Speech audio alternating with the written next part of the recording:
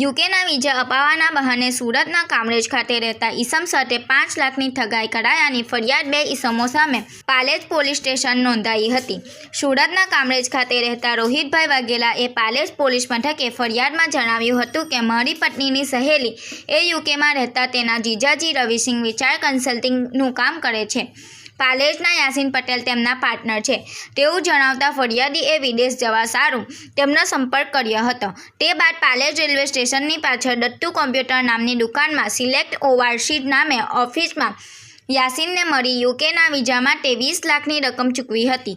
તે બાદ તેઓએ વિઝા અંગેની કોઈ કાર્યવાહી નહીં કરી નાણાં પરત નહીં આપી ધમકીઓ આપી હતી, જેથી પોલીસને અરજી આપતા આરોપીઓએ ટુકડે 15 લાખ પરત કર્યા હતા।